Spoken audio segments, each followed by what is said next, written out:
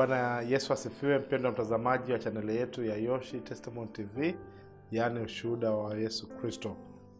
Siku ya leo kwa neema ya Mungu tumepata neema kuja kujifunza tena neno la Mungu kutoka kwenye kitabu hiki cha Injili ya Yohana sura ya 7 kuanzia mstari wa 14. Hata ikiwa katikati ya sikukuu Yesu alikwea kuingia hekaluni akafundisha, Wayahudi wakastaajabu wakisema, amepataje huyu kujua elimu ambayo hakusoma? Basi Yesu akawajibu akawaambia, mafundisho yangu si yangu mimi, ila ni yake aliyenipeleka. Mtu akipenda kuyatenda mapenzi yake atajua habari ya yale mafunzo, kwamba yatoka kwa Mungu, na kwamba mimi nanena kwa nafsi yangu tu. Yeye anenaye kwa nafsi yake tu hutafuta utukufu wake mwenyewe, bali yeye anayetafuta utukufu wake aliyenipeleka, huyo ni wa kweli, wala ndani yake hamna udhalimu. Je, Musa hakuwapa Torati? Wala hakuna mmoja wenu aitendayo Torati? Mbona unatafuta kuniua? Mkutano wakajibu, ama una pepo? Ni nani atafuta kukuua? Yesu akajibu akawaambia, mimi nalitenda kazi mmoja, nanyi nyote mnaistaajabia. Musa aliwapa tohara, lakini si kwamba yatoka kwa Musa, bali kwa mababa. Nanyi siku ya Sabato hamtahiri mtu. Basi ikiwa mtu hupashwa tohara siku ya Sabato, ili tohara ya Musa isije ikavunjika, mbona mnanikasirikia mimi kwa sababu nalimfanya mtu kuwa mzima kabisa siku ya Sabato? Basi msihukumu hukumu ya macho tu, bali ifanyeni hukumu ya haki. Bwana Yesu asifiwe. Katika mstari hii tuliyosoma kuna masomo matatu ambayo natamani tujifunze. Bao somo la kwanza nasema mafundisho ya kweli yanatoka kwa Mungu, si kwa elimu ya kibinadamu. Kwa sababu fundisho la kwanza, hivyo hata ujumbe wangu wote nimeupa jina la mafundisho ya kweli kutoka kwa Mungu, ingawa ndani kuna vipengele vitatu. Kipengele cha kwanza, mafundisho ya kweli yanatoka kwa Mungu, sio kwa elimu ya kibinadamu. Sasa ndiyo hii mstari ya kwanza tuliosoma, ambao kirudi nyuma kidogo, Yesu alikuwa Uyahudi, lakini ikabidi atembee kando kando Galilaya. Aligoma kabisa kuingia Uyahudi kusherehekea sikukuu ya vibanda, ambao nilielezea katika somo lililopita. Sikukuu ya vibanda ni ipi na sababu ya kwa nini walikuwa wanasherehekea sikukuu ya vibanda. Lakini mstari wa 14 inatuonyesha kwamba Yesu alikataa, ndiyo mstari iliyopita, lakini hapa mstari 14 akaamua kuingia katika hekalu la Wayahudi, na alipofika akaanza kufundisha. Na Wayahudi wakashtuka, akashangaa sana, huyu mtu amepata wapi elimu hii na ujuzi huu wa kuanza kuongea maneno haya? Hajasoma shule zote za Kiyahudi. Lakini Yesu anaonyesha kuwa chanzo cha mafundisho si elimu ya Kiyahudi au elimu ya wanadamu, bali ni Mungu mwenyewe ambaye amemfundisha na akamtengeneza.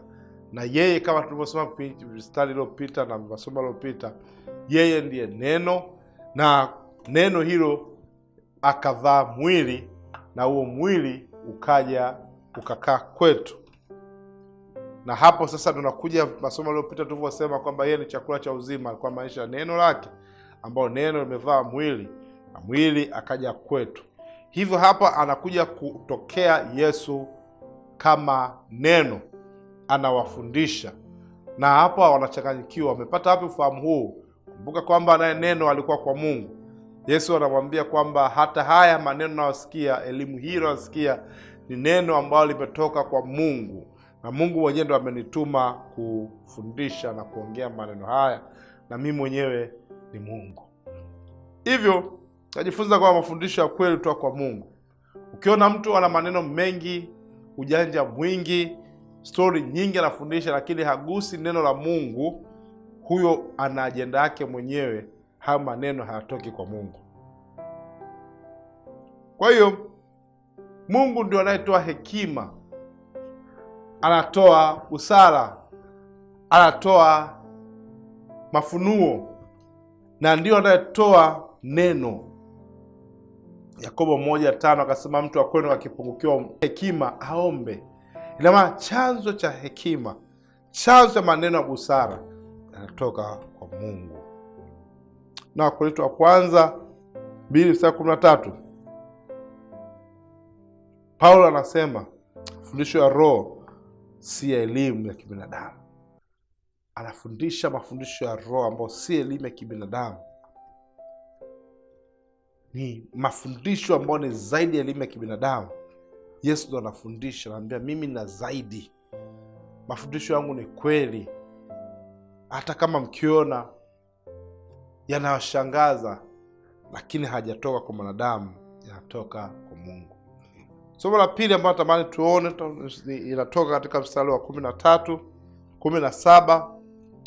Mstari 17 anasema, mtu akipenda kuyatenda mapenzi yake atajua habari ya yale mafundisho kwamba yatoka kwa Mungu, kwamba mimi nanena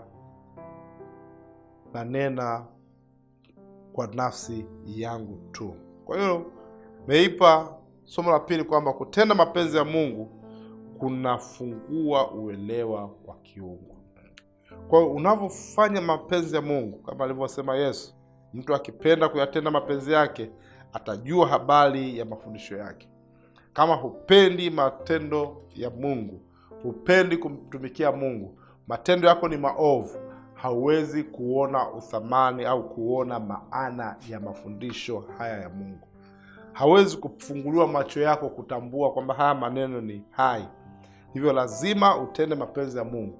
Lazima Mungu aingie ndani yako kupitia Yesu Kristo, ambayo neno lake lianze kukubadilisha na maisha yako yaanze kubadilika. Ndipo hapo ambapo utaanza kutambua nguvu ya neno la Mungu. Kama Zaburi 119 mstari 105 Biblia inasema, neno lako ni taa ya miguu yangu, mwangaza wa njia yangu. Kwa hiyo ukitaka ufunguliwe macho yako, upate mwanga, upate mwongozo, lazima ukubali kupokea neno la Kristo na maisha yako yabadilike, mapenzi yako yasifanyike, lakini yafanyike mapenzi ya Mungu ndani yako. Bwana Yesu asifiwe. Na Warumi 12 mstari wa 2 nasema, mfanye upya nia zenu na mawazo yenu, ili fanyaje? Kunaleta ufahamu wa mapenzi ya Mungu. Tusome Warumi 12 mstari wa 2. Taanzia mstari wa kwanza, nasema, basi ndugu zangu, nawasihi kwa huruma zake Mungu, itoeni miili yenu iwe dhabihu iliyo hai, takatifu, ya kupendeza Mungu, ndio ibada yenu yenye maana. Wala msifuatishe namna ya dunia hii, bali mgeuzwe na kufanywa upya nia zenu, mpate kujua hakika mapenzi ya Mungu yalivyo mema na kupendeza na makamilifu. Lazima ufanye nia, ufanye upya nia yako, ufanye upya fahamu zako, ndipo utaweza kufahamu mapenzi ya Mungu, ndipo utaweza kufahamu habari za Mungu, ndipo utaweza kufahamu neno la Mungu. Kwa hiyo pointi yangu nasema kutenda mapenzi ya Mungu kunafanya uelewa wa kimungu. Ukianza kutenda mapenzi ya Mungu ndio utajua ufanye nini, usifanye nini, uishije, utende nini, na jambo gani naweza likampendeza Mungu. Lakini somo la tatu ambao napenda tujifunze, kujifunza kwamba tusihukumu kwa kufuata mambo ya nje, bali tuhukumu kwa haki. Na huu mstari wa 24 nakuja kuona Yesu anaambia msihukumu kwa kumwona mtu kwa nje, bali fanyieni hukumu ya haki. Yesu anawakumbusha, anaambia nyie, kwa nini mtaka mniue nilivyomponya yule ndugu pale katika siku ya Sabato? Mbona hata Musa mwenyewe kuna vitu alivifanya, tohara ifanyika kipindi cha Sabato wakati mwingine, lakini amuhukumu. Kwa nini mnanihukumu mimi nilipofanya muujiza siku ya Sabato? Yesu anakumbusha kwamba sisi wanadamu lazima tufanye hukumu ya haki. Usimpendelee mtu, usimuonee mtu. Yesu mwenyewe ndio alionewa, alipewa hukumu isiyo ya haki, alichubuliwa, akaonewa, akauawa, hukumu isiyo ya haki. Lakini akawaambia watu, hapana, msifanye hukumu isiyo ya haki.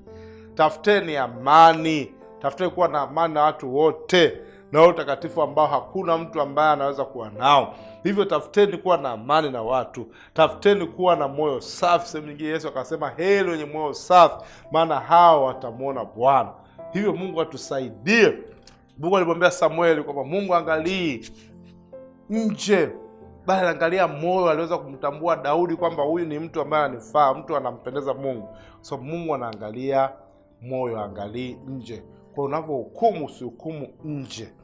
Mathayo 7:1 akasema, kipimo utakachohukumu hicho hicho ndicho utakachopimiwa. Pimo pimacho kuhukumu wengine, kuonea wengine. Kama Yesu anashambuliwa, anategwa kila kona na Wayahudi wanataka kumuua, akaambia hicho hicho utapimiwa.